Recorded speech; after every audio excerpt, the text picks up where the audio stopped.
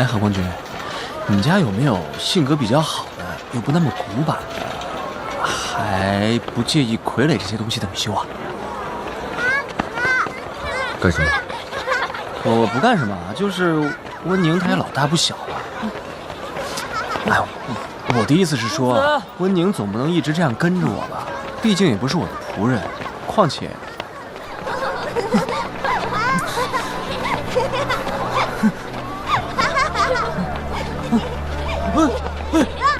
等这件事情了了，他就真的不能再跟着我。他总是这样跟着我，恐怕也不是个办法呀。作为朋友，我总得给他找个好归宿吧。韩光君，你觉得呢？至少他得有几个朋友吧？啊！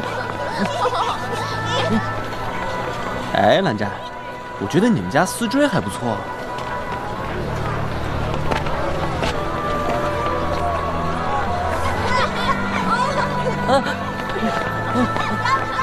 好了，小朋友，别闹啦。温宁，你这样上街不方便，你干脆待在客栈休息一下，我和蓝湛去探一探。可是你放心，不会出问题的。蓝湛，等等我。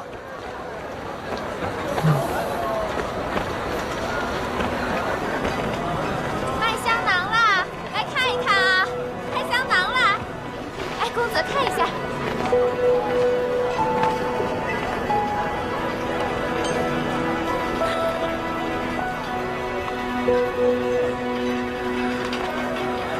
金光瑶买的地方，竟然是一座观音庙。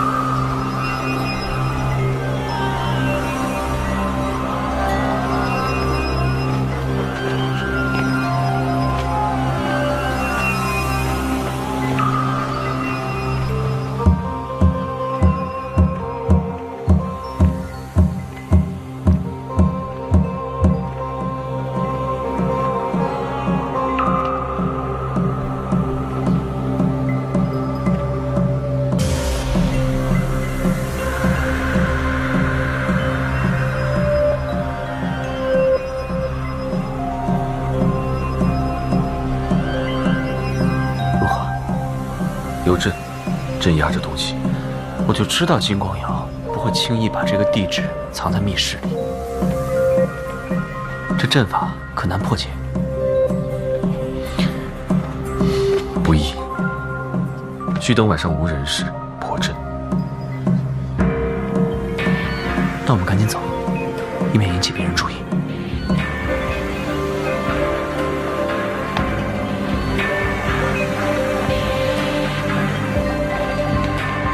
真是多亏了你们送的药，不然我老头子的病也不会这么快好。婆婆明日不要再来了。怎么了？明日起，本司将闭门3日。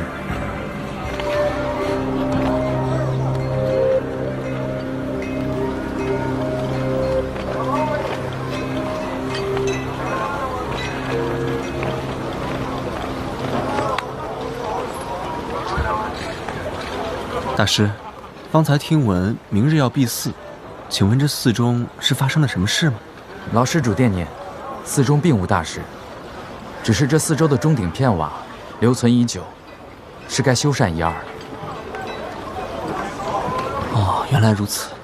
哦，对了，大师，寻常的庙宇都建在山中，这城中的寺庙倒是很少见。城中之人终日奔波劳碌，岂非更需要这样一座观音庙来祈福求愿，寻求内心宁静？但是喧嚣人气，不怕惊扰观音大士吗？大师普度众生，又怎会为人所惊扰？所言极是。那这观音庙是只供奉观音大师吗？不错。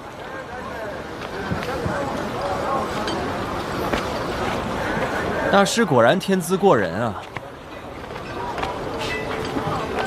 还没有受戒，就通晓佛法。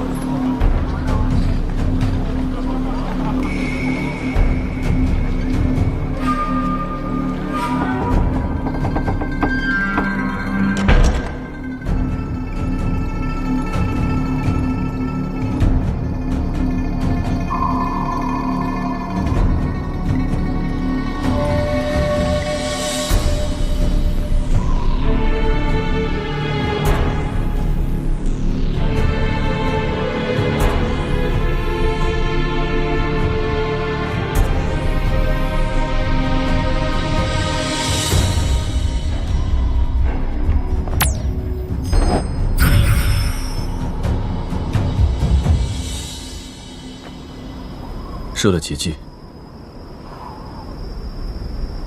我们从庭院进去。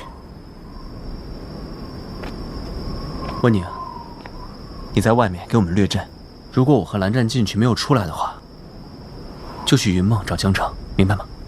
公子，哎呀，我这只是为了以防万一。你家公子我不行，还有你韩光君呢。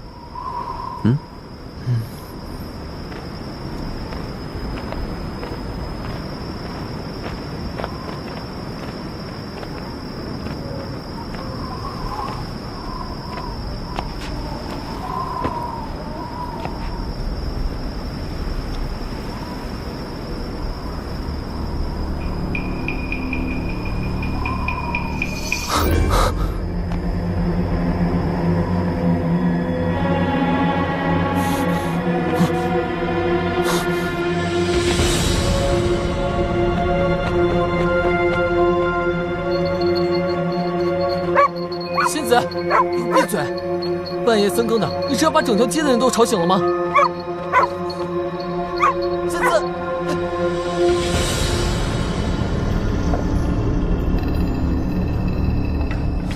抬起来！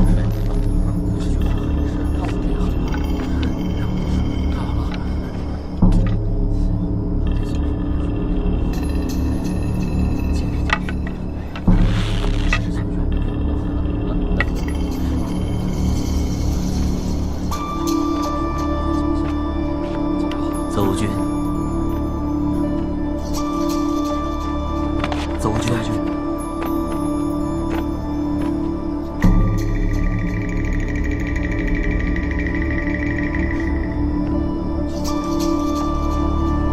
邹无君，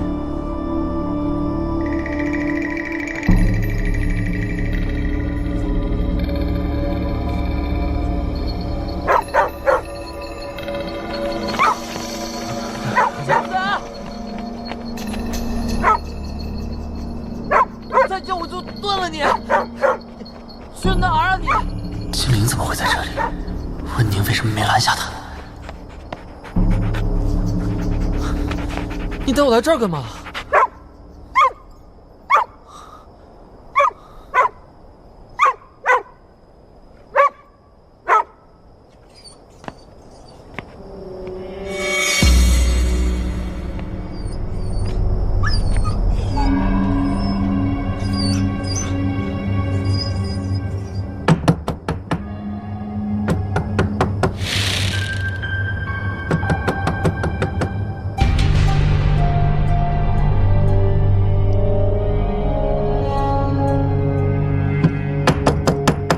有没有人在？哎，有人吗？有人吗？开门啊！你们不要伤害他。喂，有没有人啊？仙子，你往回跑干什么？小祖宗，你快和他一起赶紧走吧，求你了。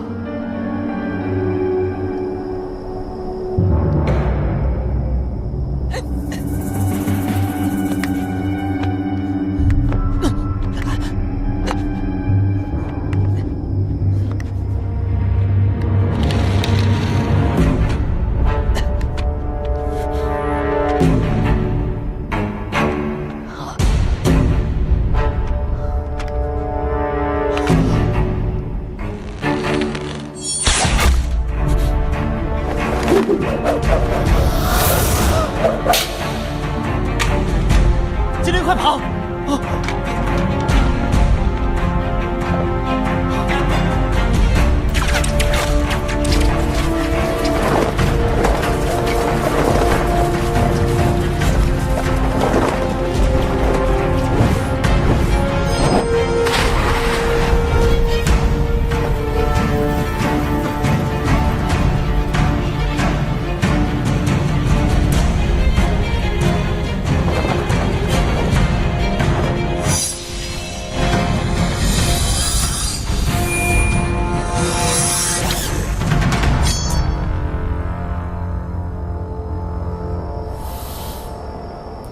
我奉劝魏公子最好不要吹哨子。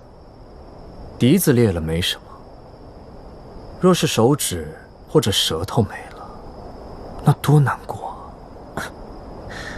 你说的非常有道理啊，请吧。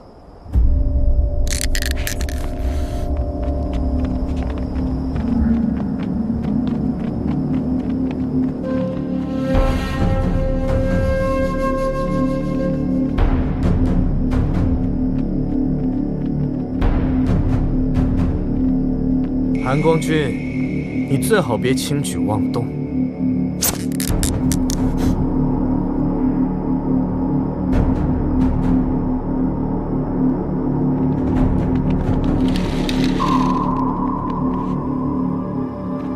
王继，兄长，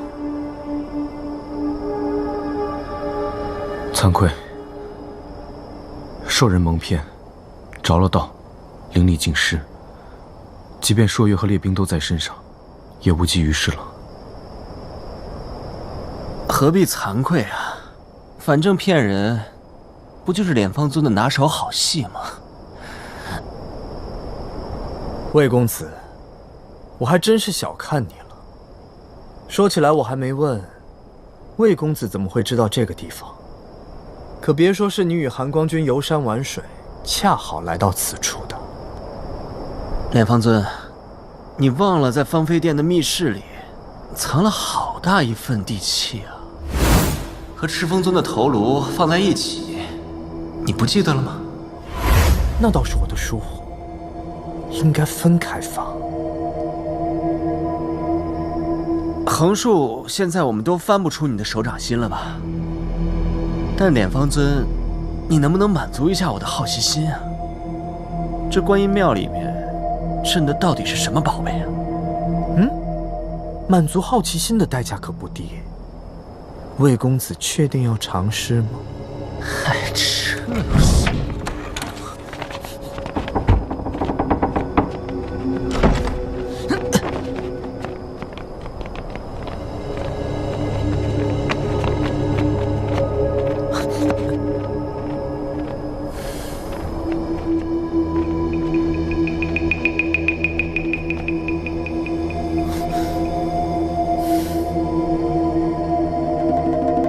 小叔叔，你好啊，阿林。我说你这小孩怎么回事？大晚上的跑到这里来干什么？要你管！那黑棕灵犬凶悍非常，逮人就咬，属下不利，让他跑了。追去杀了。这灵犬聪明得很，它引来人就不好办了。是。小叔叔，仙子可是你送给我的，你真的要杀了他？阿林，你跑到这里来干什么？金宗主，阿林尚且是个孩子，我知道，而且他是你的侄子。二哥，想什么呢？我当然知道金灵是个孩子，也是我的侄子。你以为我会对他做什么？杀他灭口。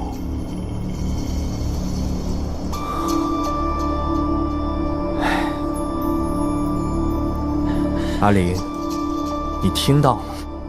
如果你乱跑或是乱叫，或许我会对你做什么可怕的事情，你自己看着办吧。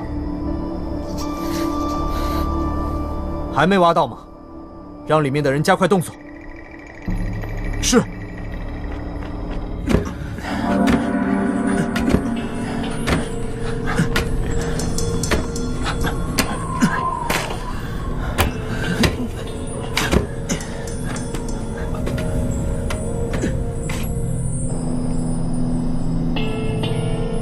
他在挖什么？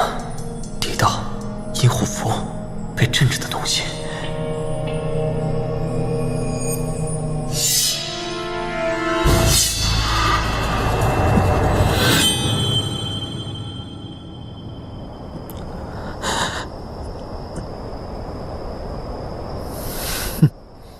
差一点，就差一点，我就又能看到当年看到的一场好戏了。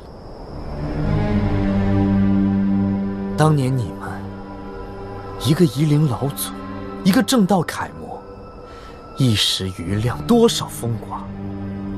可到了最后，不还是要兵刃相向？可不就像今天这样？韩光君，还不放下碧晨？你真的想杀了魏公子吗？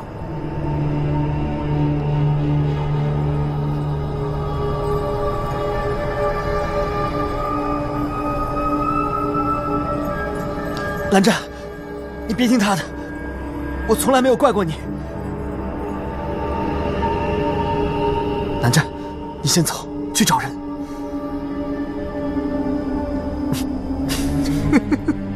好极了。那么接下来，请你将碧晨收回鞘中。蓝湛，不要！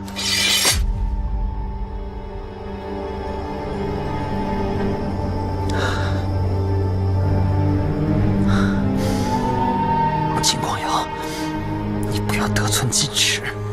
这就叫得寸进尺了。那么接下来，我还要韩光君自己动手，封住自己的灵脉。那这样叫什么？你。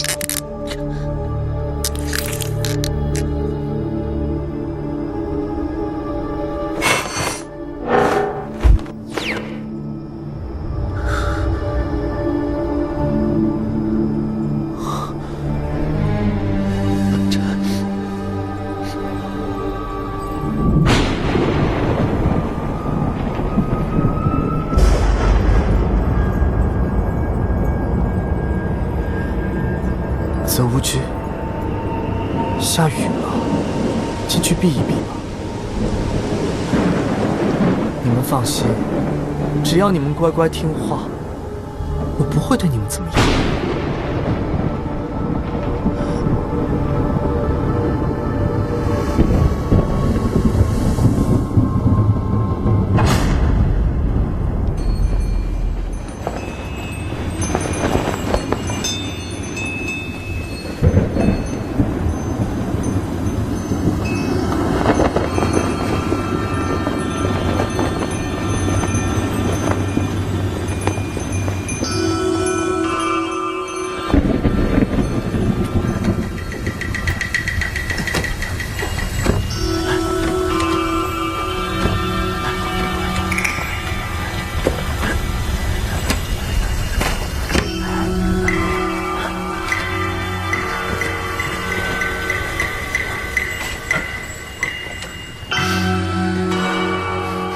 蓝湛，其实你不用这样。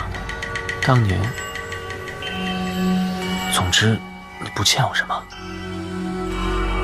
我并未觉得欠你。那你刚才为什么？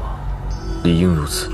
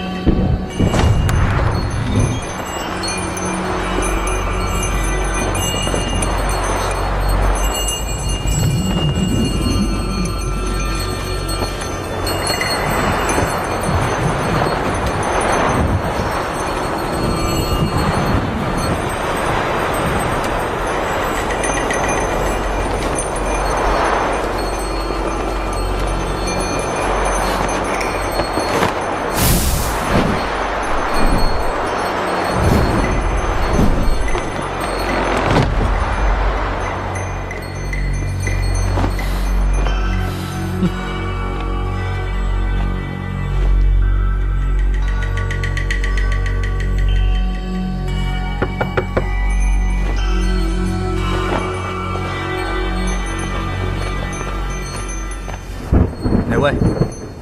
宗主，是我。进。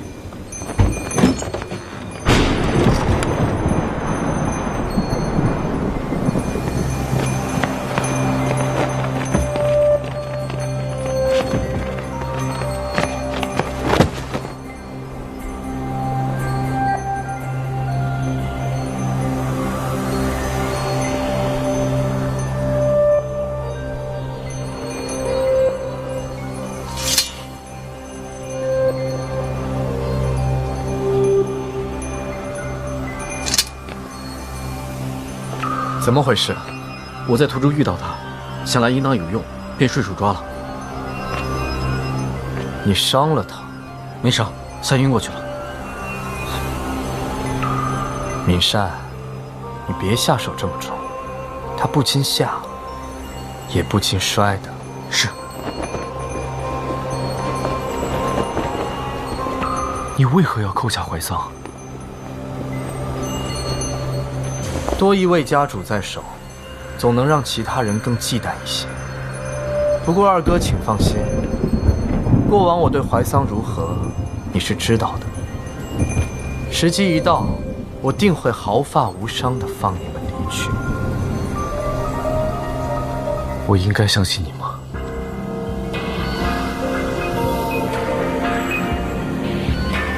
随意吧，相信不相信，二哥也没有其他办法。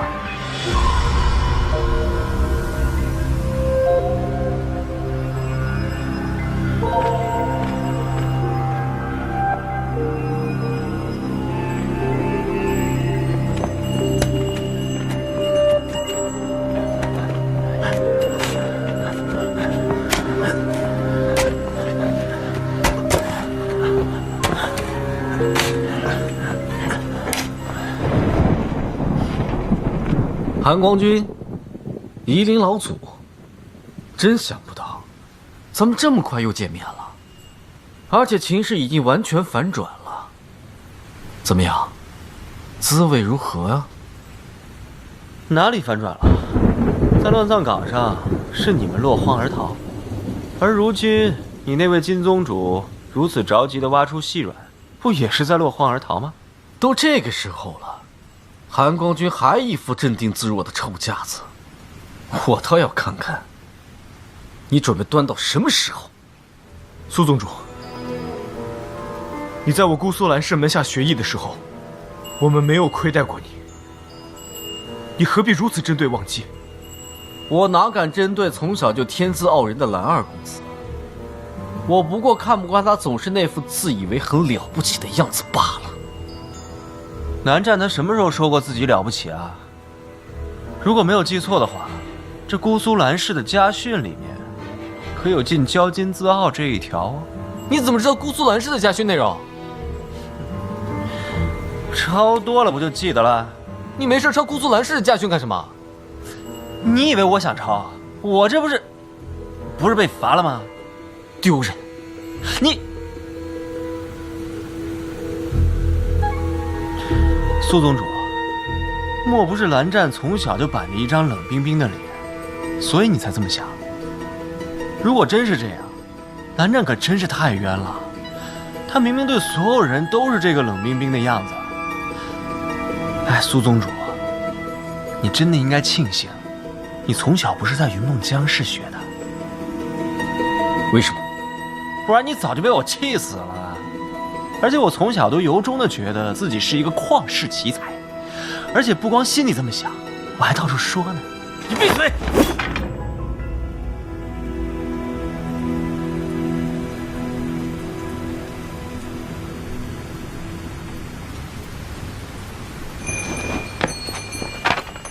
苏宗主，我劝你还是别下手了。这敛方尊对泽无君还是尊敬有加的。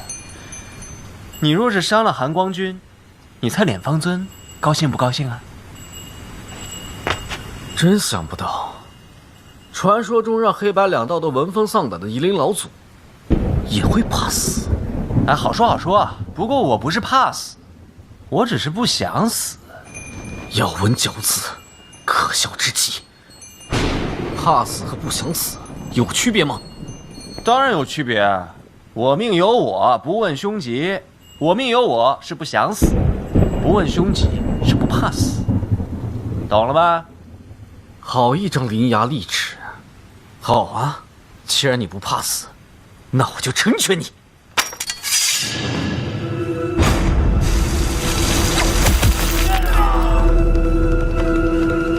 是。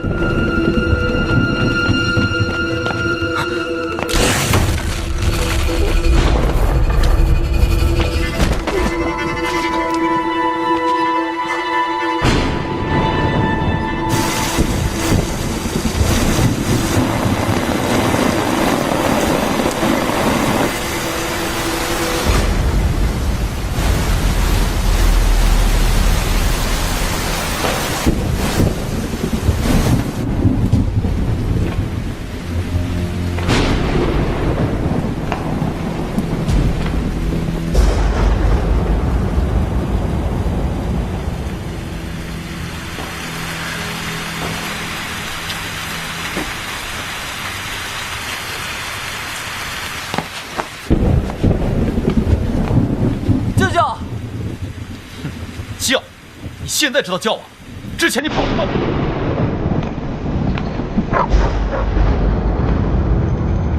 哪吒，现在，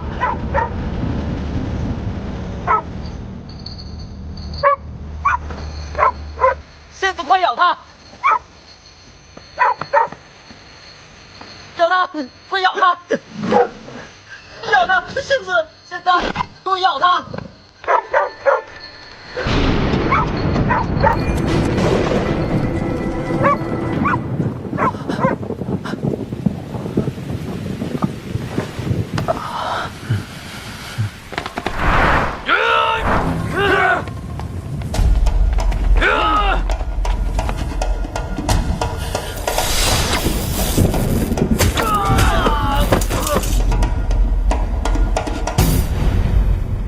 张宗主，小心轻生。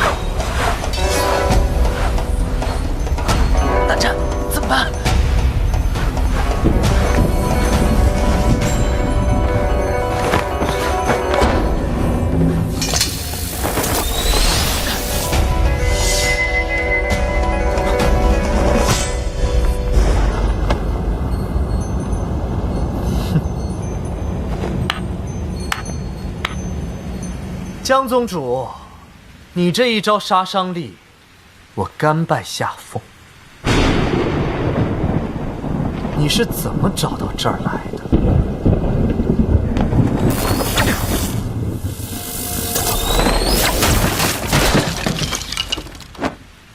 是不是阿玲到处乱跑，你追着她找到这儿来的？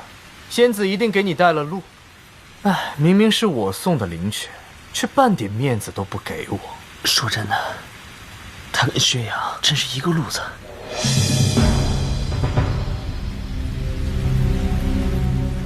江宗主，你怎么回事？从刚才起，眼神就一直躲躲闪闪，不敢往那边看。是那边有什么东西吗？你好歹是仙都，要打便打，哪来那么多废话？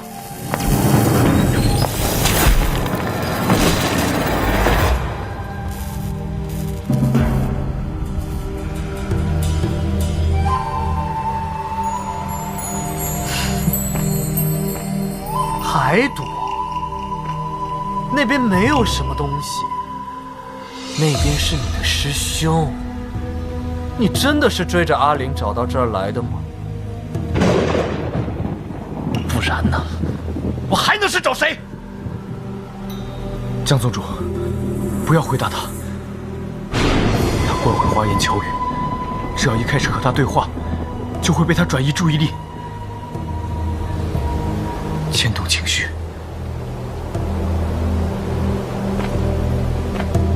二哥，你真了解我。魏公子，你看到了吗？你的师弟不是来找你的，连看都不想看你一眼呢。哼，金宗主，您这话说的可就太奇怪了。江宗主对我又不是第一天这样，用得着您在这儿提醒我吗？江宗主，你看，做你的师兄可真不容易呀。金宗主，做你的师兄，岂不是更不容易？江宗主，昨天我听说你在莲花坞无缘无故的大闹了一场，拿着夷陵老祖以前用的佩剑，到处乱跑，逢人就叫人拔呀。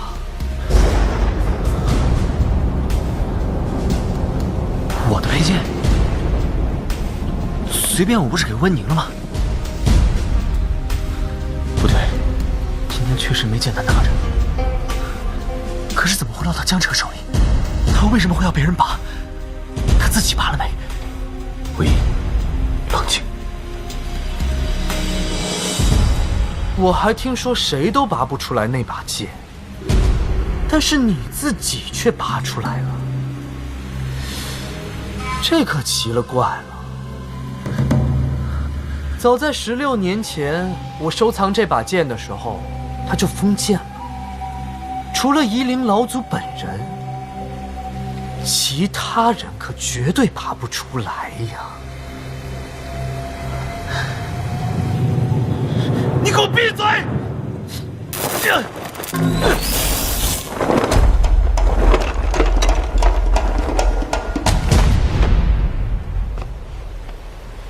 于是我又想起来，魏公子当年可真是恣意轻狂，上哪儿都不配剑，每次还总是找不同的借口。我一直都觉得非常奇怪，你觉得呢？你究竟想说什么？江宗主，你可真了不起！最年轻的家主，以一人之力重建云梦江氏，我十分佩服。可我记得你从前比什么都比不过魏公子的。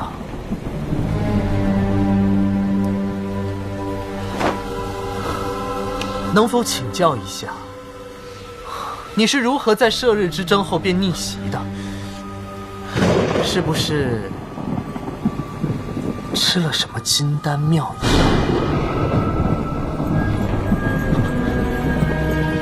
啊？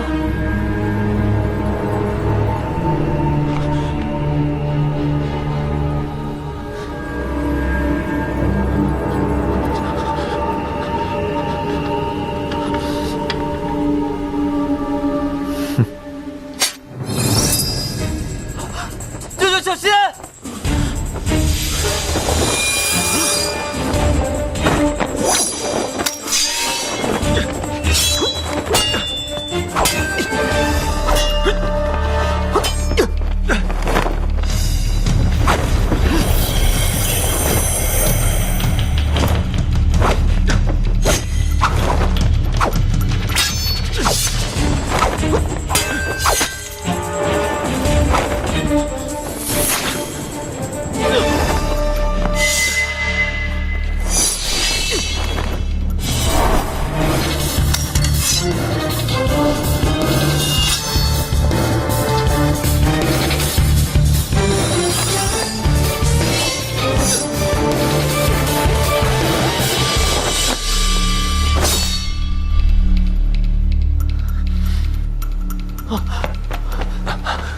舅舅，切勿乱动，扶他慢慢坐好吧。滚开！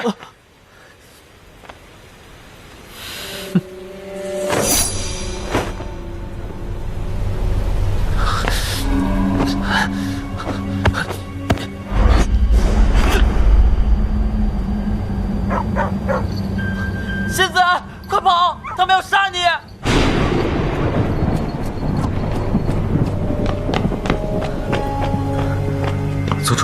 怎么，没杀死吗？属下不理，这口竟是个没半点骨气的，有人撑腰就悍勇无比，见势不好打不过就立即逃跑，还跑得比谁都快。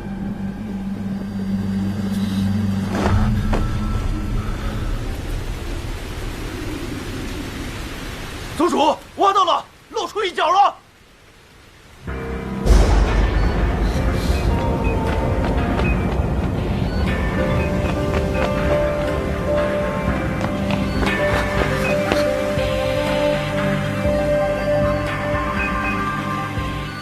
赶紧挖出来！是。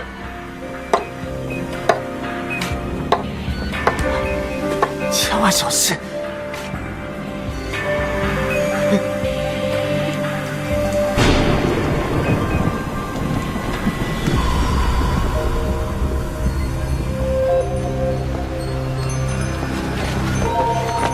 舅舅，多亏你刚才截住了那根金线，不然就糟了。你给我闭嘴！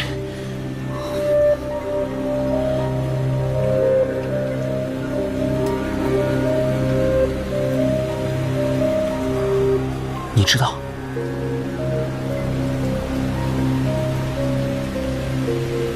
温宁，他什么时候说的？你不省人事之事。我们就是这样离开莲花坞的。他很过意不去。我再三叮嘱过的，让他不要说的。不要什么？温宁，他什么时候说的？你不省人事之事。我们就是这样离开莲花坞的。他很过意不去。我再三叮嘱过的，让他不要说的。不要什么？魏无羡，你真无私，真伟大，做尽了好事，还要忍辱负重，不让人知道，真让人感动。我是不是该跪下来，哭着感谢你？舅舅，别说了。我没有让你感谢我。哼，那是，做好事不求回报，境界高嘛。和我当然不一样，怪不得父亲在世时常说你才是那个真正懂得江家家训、有江家之风的人。行了，什么行了？你说行了就行了。你最懂，你什么都强过我，天资修为、灵性心性，你们都懂。我境界低，那我是什么？舅舅，宗主，你的伤。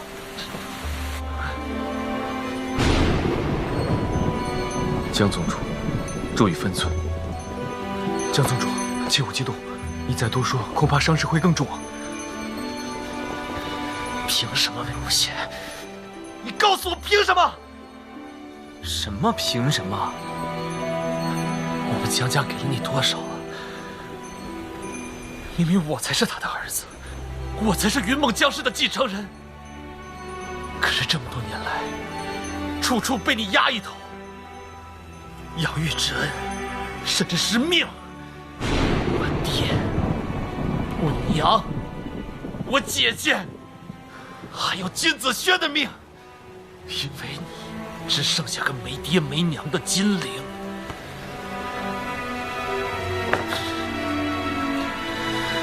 魏无羡，究竟先违背誓言，背叛我们江家的人是谁？你说过。将来我做家主，你就做我的属下，一辈子扶持我。他们姑苏双璧算什么？我们云梦有双杰，永远都不会背叛我们江家。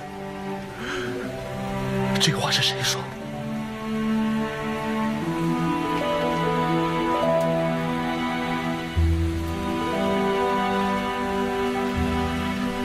我问你，这话是谁说的？都被你吃下去了吗？结果呢？你去护着外人，还是温家的人。你是吃了他们多少米？毫不犹豫的说叛逃就叛逃，你把我们家当什么？好事都被你做尽了，做了坏事每总是身不由己。你究竟是有什么难言之隐的苦衷？苦衷？你什么都不告诉我，把我当傻瓜一样。舅舅，魏无羡，你欠我们江家多少？我不该恨你吗？我不能恨你吗？凭什么？凭什么现在我好像还反而对不起你了？凭什么我非要觉得这么多年来我好像像个丑角一样？我是个什么东西？我就活该被你的光辉灿烂照得睁不开眼睛吗？我不该恨你吗？汉公君，我舅舅受伤了，让他来，不怕老二吗？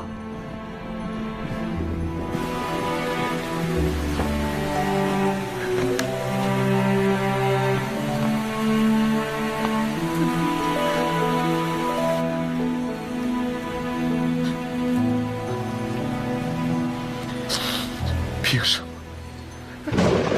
凭什么魏无羡？你凭什么不告诉我？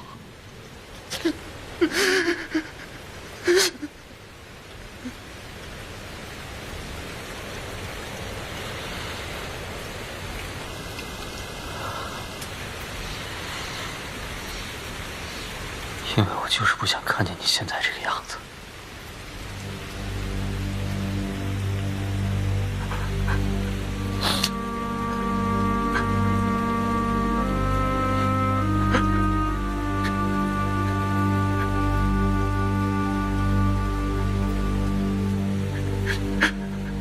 你说过，将来我做家主，你就做我的下属，一辈子扶持我，永远不会背叛我们云梦江氏。这都是你自己说的。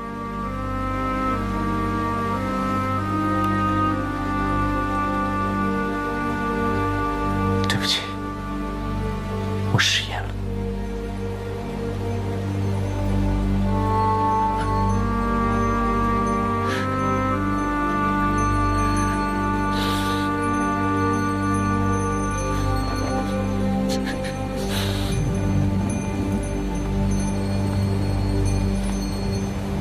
都这种时候了，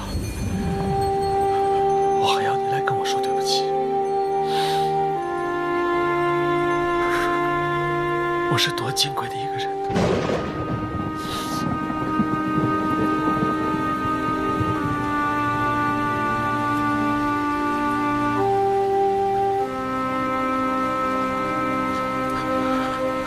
对不起。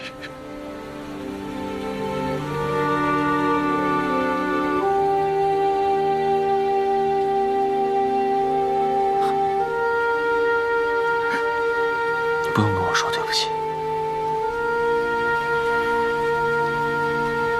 就当是我还给江家的。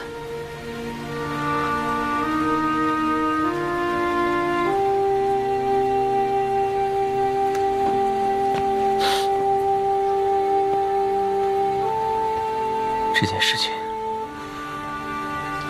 就不要放在心上了，忘了吧。虽然我知道以你的性格，肯定会一直记着的。不过怎么说呢，我现在真的觉得都过去了，那些事情好像都是前世的事了，都放下吧，我们都不要再纠结了。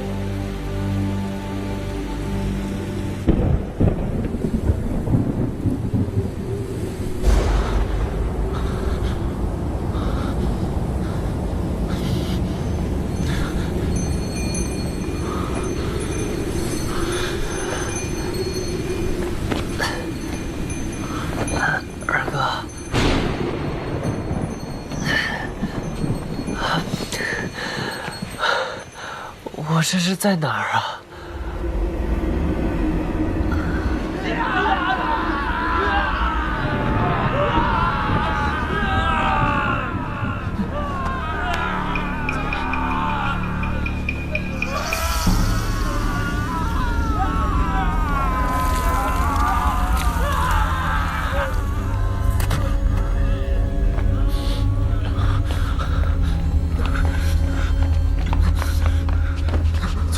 你怎么样？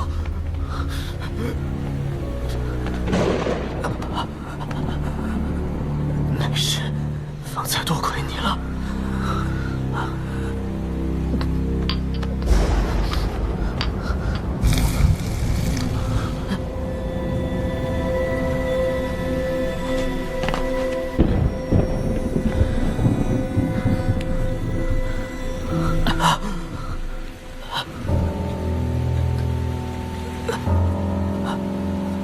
你怎么了？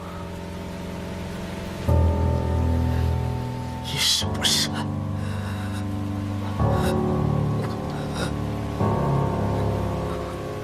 米莎，缠紧我的手腕。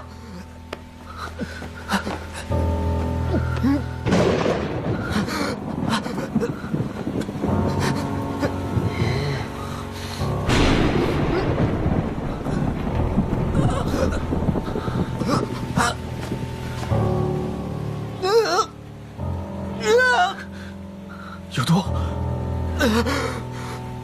我发誓，调息便可逼出。村主，让我去。村主，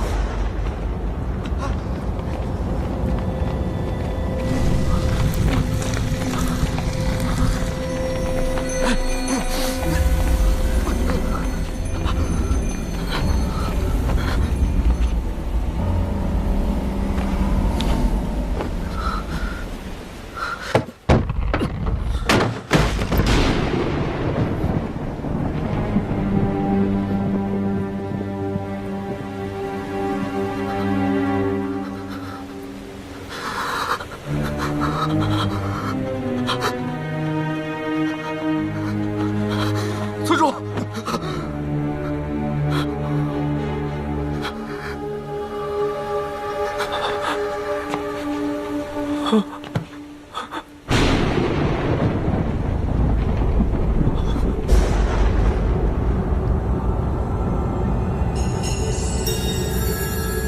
大哥，大哥。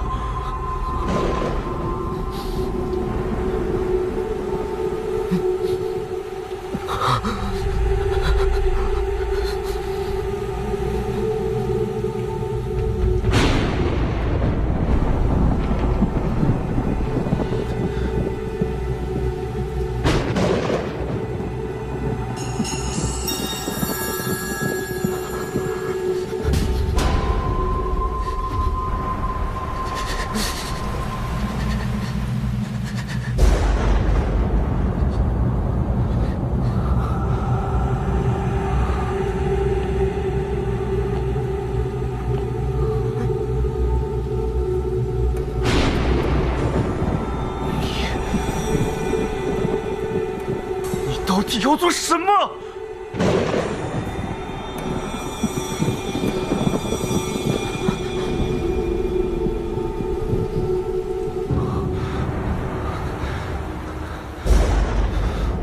邹无君，你这可就错怪金宗主了。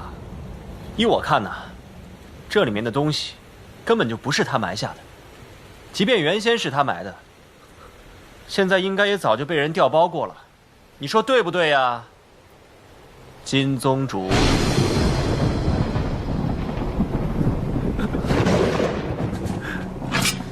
魏无羡，是不是你搞了什么鬼？不是我不谦虚啊，如果是我要搞鬼，想必你家宗主现在伤的，恐怕就不是一条手臂那么简单了。金宗主，你可还记得当年在金陵台上，秦素给你的那封信？告诉秦素，你干的那些好事的，是秦夫人以前的侍女碧草。可是碧草为什么会突然决定抖出你的那些事情？难道他背后就没有人推动吗？还有，你关起来的那位思思姑娘，是谁救走的？又是谁教她和碧草去了云梦江市，当着所有人的面抖出你的秘密？他既然能一五一十地查出你的那些隐秘过往，抢先一步来到这里，把你想挖的东西换成了赤峰尊的尸体，等你到达的时候送给你，还有什么不可能呢？宗主，这土地显被人挖过，应该是有人从另一边进来过。果然，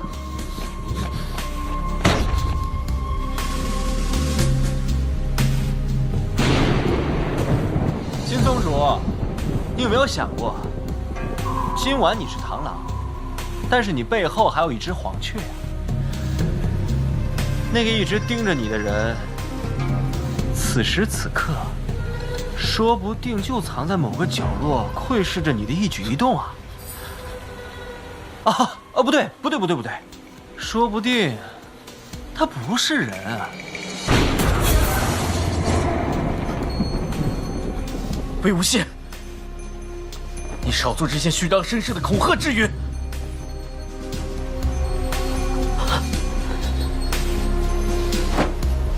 别废无谓的口舌之争，待我毒散了，立刻点好剩下的人，整装出发。是。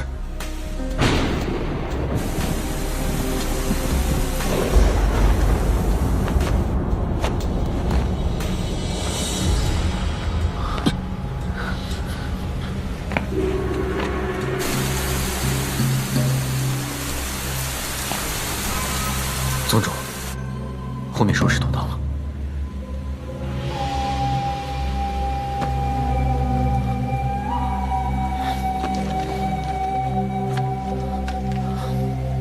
先把你的伤口处理一下。是。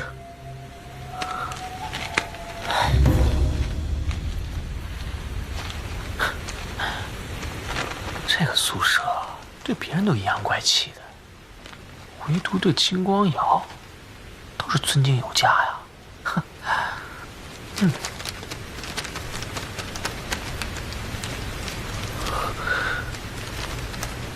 转身。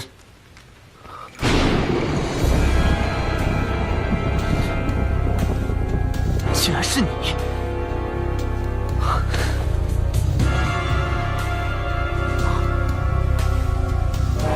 千疮百孔，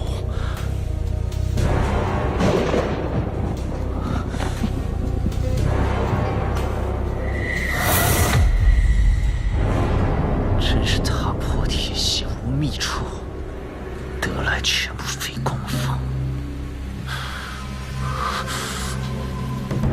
二哥，这是怎么回事啊？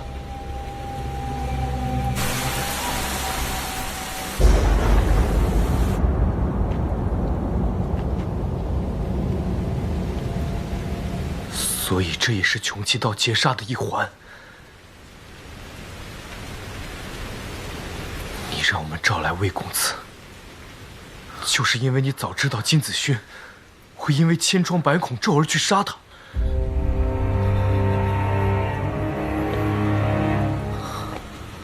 是吗？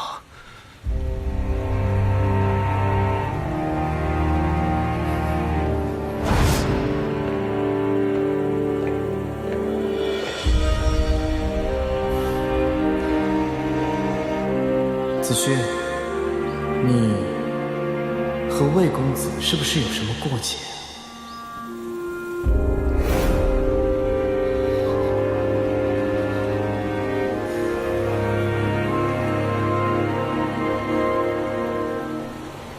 二哥，你为什么要这么问？那还用问吗？如果金子勋没有中招，后面的一切根本就不会发生。一次劫杀，帮你解决了金子轩和金子勋2个平辈子弟，为你继承兰陵金氏，坐上仙都之位，扫清了所有障碍。苏舍下的咒，他是受谁指使？还用问吗？金光阳，我跟你无冤无仇，甚至根本就不熟。你杀了金子轩，为什么要推到我身上？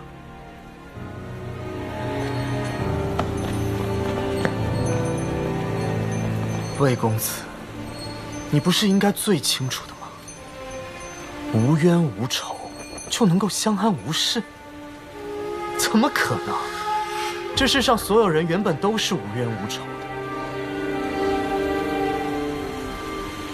总会有个人先开头捅出第一刀的。阴毒小人！小人！你们有什么资格骂宗主是小人？你们这些人自诩名门正派、高洁之士，不过就是仗着自己投了个好胎，有个好家世，有什么资格目中无人？我们这些外门弟子就不是人了？如果我有能力自保，我会比别人要挟，会被你们兰家像扫落叶一样，说逐出家门就逐出家门吗？会。你背信弃义者，姑苏兰氏不留。韩公君，我真是讨厌你这种高高在上的态度。就因为那点小错，你就永远不能放过我，仿佛我一生下来就低人一等。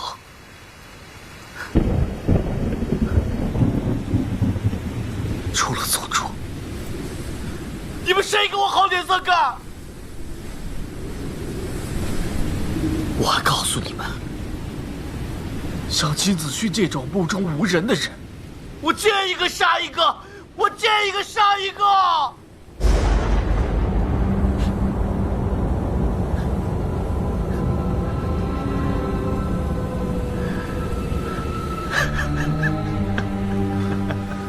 你笑什么？没什么，我只是没想到。没想到什么？我只是没想到，你们害了这么多人，就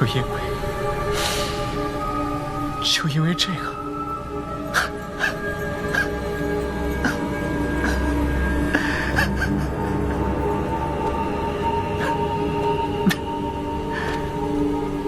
魏公子，你可是觉得自己太冤了？其实不冤。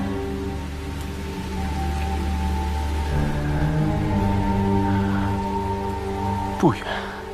是啊，魏公子，你想想当年，就算我们不去对金子勋下诏，我想魏公子你迟早也会因为别的原因被围剿的。因为你这个人就是这样，说好听点儿，就是侠肝义胆、放浪不羁；说难听点儿，就是到处得罪人。除非你得罪过的人一辈子都平平安安，否则，只要他们出了什么差池，第一个怀疑的对象就一定会是你，第一个想要报复的对象也一定会是你，而这一点，你是没法控制的。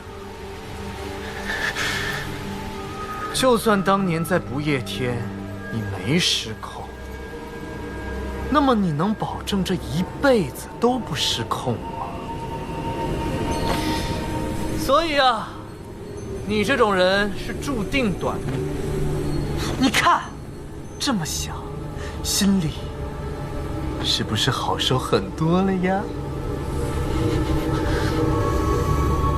你才短命！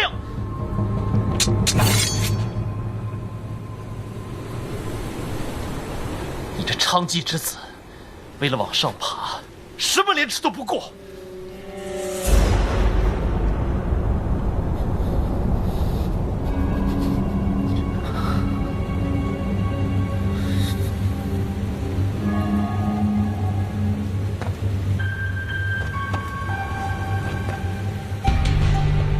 江宗主，你冷静点吧。我明白你此刻的心情，你现在火气这么大，无非是知道了真相。回想这么多年来的所作所为，你那颗骄傲的心感到了一丝愧疚，所以急于给魏公子之前的事找一个凶手，一个可以推脱所有责任的魔头。江宗主，如果你觉得把所有的责任都推到我的头上，你心里能够好受一些，那么请随意。但是你要明白的是，魏公子落得如此的下场，你也是有责任的，而且是有很大的责任。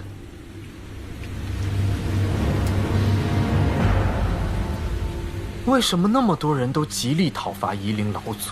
为什么有关的无关的都要发声呐喊？为什么他被一面倒的人人喊打？真的只是从众吗？当然不是，有一部分原因在于你呀！你闭嘴！唉，射日之争后，兰陵金氏、清河聂氏、姑苏兰氏3家相争，已经分去了大头，而你刚刚重建了莲花坞，身后还有一个危险不可估量的魏无羡。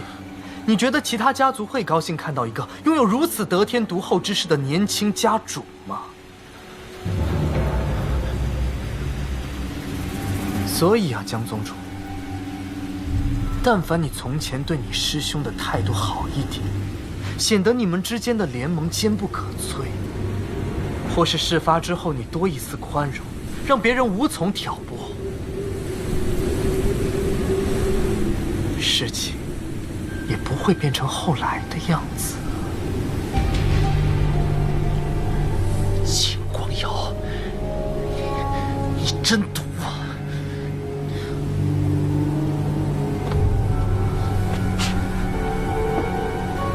是吗？可江宗主别忘了，围剿乱葬岗的主力也有你一份儿。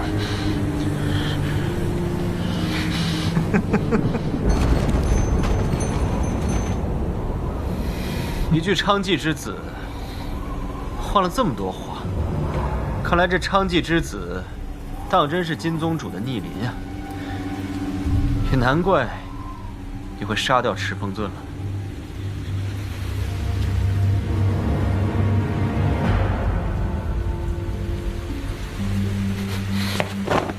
点人出发。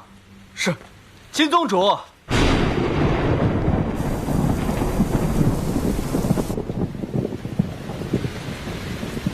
你是怎么杀的赤峰尊？不如也给我们讲讲。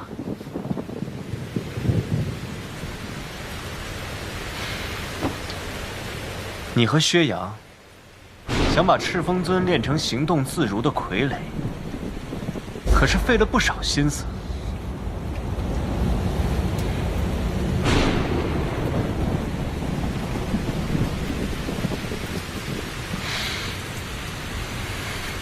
你难道就不怕吗？我怕什么？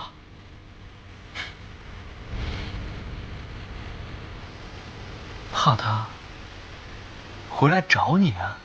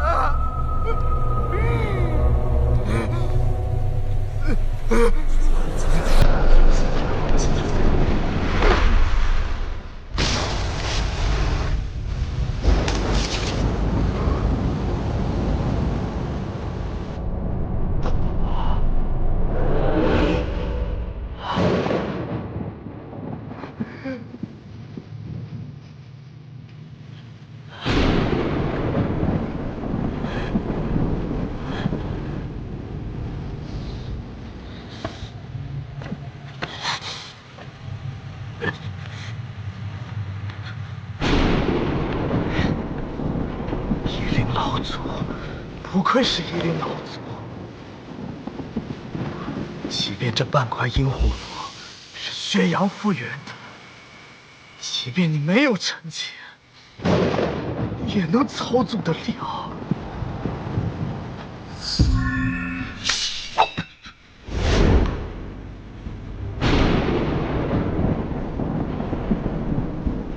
泽无惧，你恢复灵力了。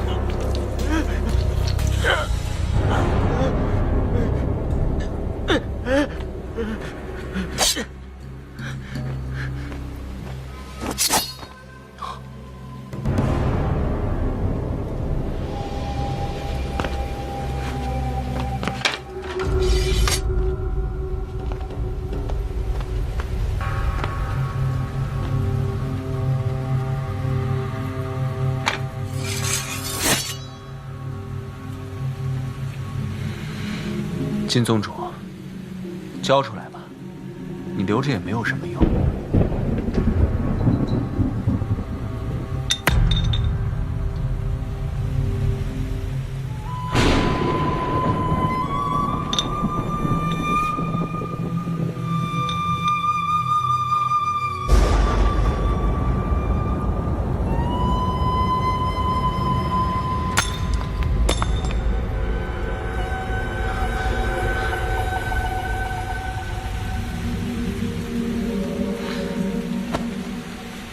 金宗主，我能不能问个问题？你这阴虎符是拿什么炼的？单凭薛洋的那一块，应该是炼不出来的吧？随手捡的。金宗主真是好运气啊！随手一捡，就是仙门百家趋之若鹜的阴铁。既然你猜到了，又何必问我？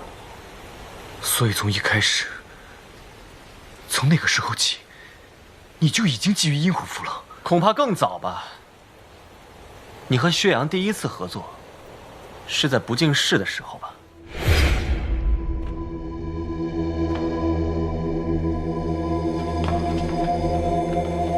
魏公子，你怎么会在这里？啊，我只是去打了壶酒，没想到走错路了。孟副使，你怎么也没去赴宴呀？啊，我奉命看管薛洋。这不敬事啊，跟个铁桶一样，估计薛洋想跑也跑不掉。就有劳孟副使了。请。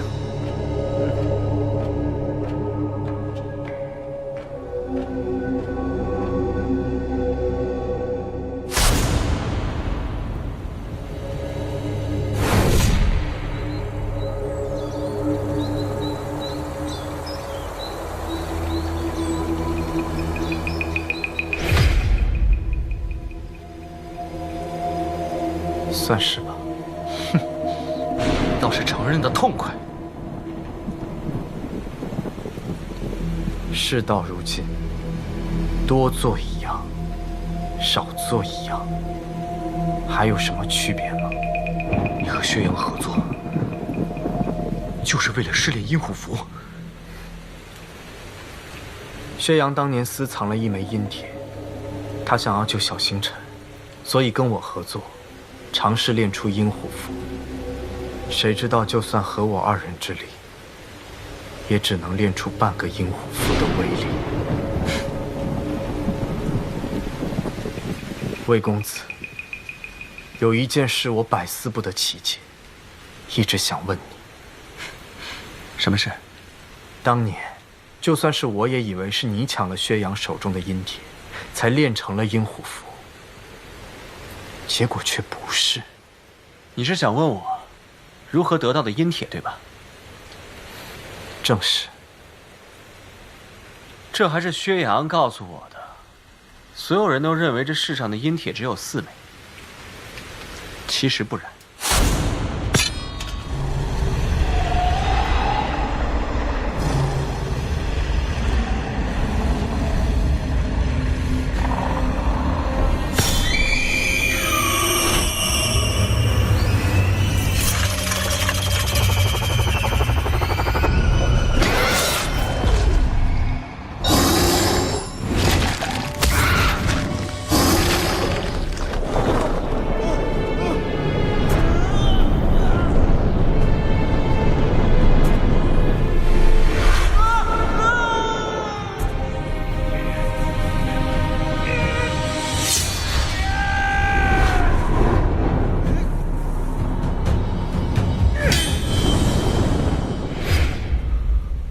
原来如此，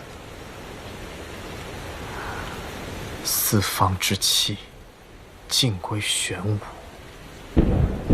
原来竟是这个意思。你做了那么多错事，费尽心思，都只是为了觊觎阴虎符。不全是。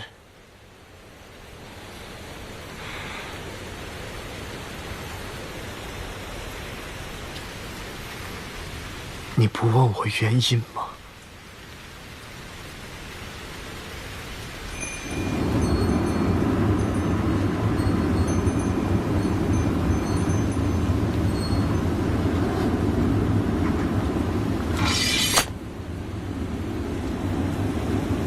之前，我不是不知道你做过什么事，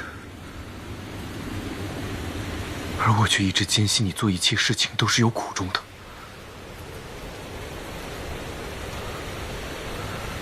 可是现在，你为民做的也太过了，我不知该不该相信了。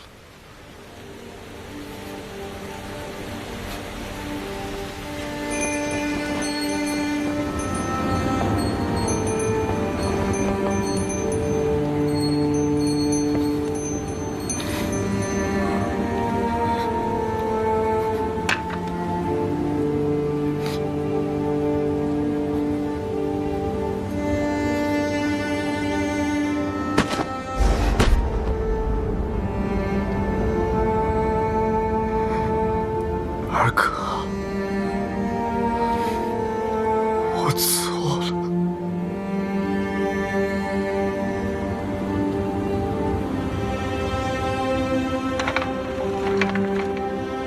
那个，秦宗主，咱们别说话，好好动手。咱们就只动手，行吗？二哥。你我相交多年，无论怎么说，我对你如何，你是知道的。我已无异于仙都之外，阴虎符也已经交出。今夜国后就要远渡东瀛，此生都不再回来。你就看在这些的份上，